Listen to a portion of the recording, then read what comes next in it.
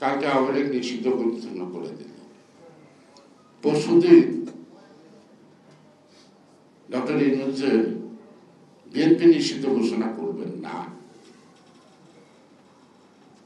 তার গ্যারান্টি কি? এই সরকারের একজন মহিলা আছে, তার স্বামী আছে, তাদের নাকি কাবিন নেই।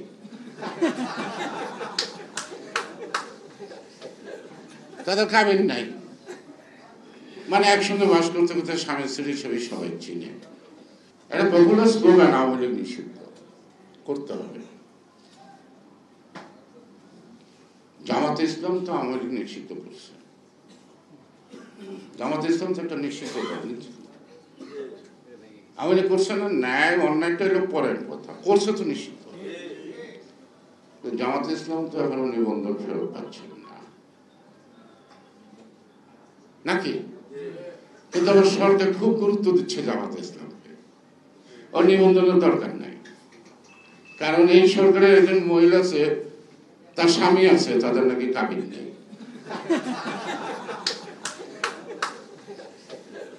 তাদের কাবিন নাই, মানে একসঙ্গে বাস করতে করতে স্বামী স্ত্রী হিসেবে সবাই চিনে।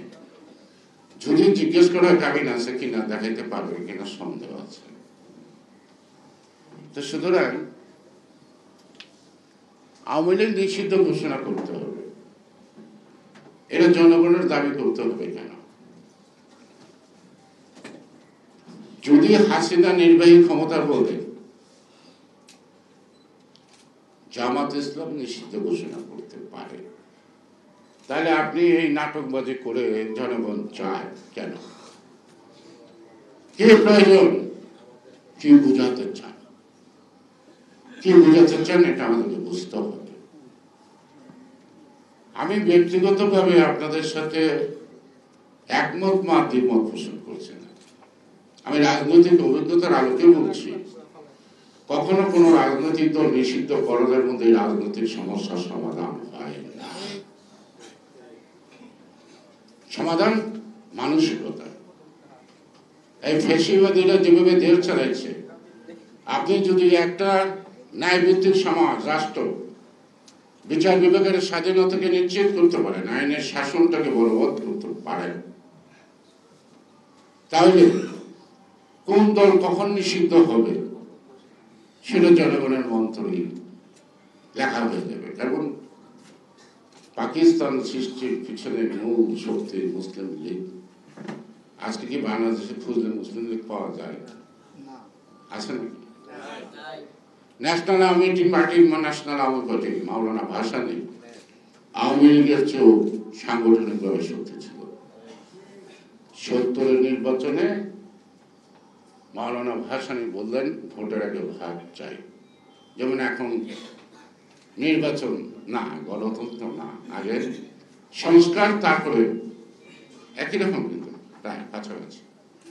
এবং ওদের ন্যাশনাল আওয়ামী পার্টি যদি নির্বাচনে নামতো, তাহলে শেখ মুজিবের আওয়ামী লীগ এত নিরঙ্কুশ সংখ্যাগরিষ্ঠতা পাওয়াটা সহজ হতো না। অত্যন্ত দূরদর্শী মাওলানা ভাসানী ওয়াকাবার দিয়েছে শেখ মুজিবকে একসঙ্গে রাখতে, এই বাংলার বাঙালি নিজেকে, এই বাংলার স্লোগান দিয়েই কিন্তু ওই নির্বাচনটা ছিল পশ্চিম পাকিস্তান ভার্সেস পূর্ব পাকিস্তান, বাঙালি এবং অবাঙালি। বাঙালি এবং অবাঙালি আপনার 70-এর নির্বাচনের আগে মাঝামাঝি একটা সময়, অর্থাৎ শিডিউল ঘোষণার আগে, আপনারা জানেন বলাকা সিনেমা হলের সামনে 2টি টিকিট ব্লেকার মারা গেছে, বিহারি। আমি নাম বলছি না, 2জন ছাত্র নেতা, 3জন ছাত্র নেতা শেখ সাথে দেখা করতে গেছে।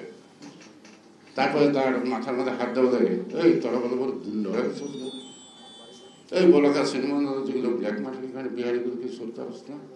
আর কি দাঁড়াই বলছে, মিয়া ভাই আনন্দের আর সীমা নাই, এরা 2টা ডেগার কিরা 2টা বেড়া হয়েছে, মনে করেন একটু।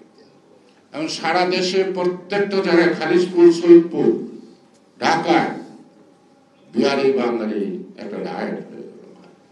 এই বিহারি বাঙালির রায়ট দিয়ে কিন্তু বাঙালিদেরকে এক করে ফেলল শেখ সাহেব। এইসব বিষয়গুলো শেখ মুজিব ভালো বুঝত, কখন কোনটার মধ্যে আগুন দেওয়া কোনটা জ্বালানো যায়। তাই আজকে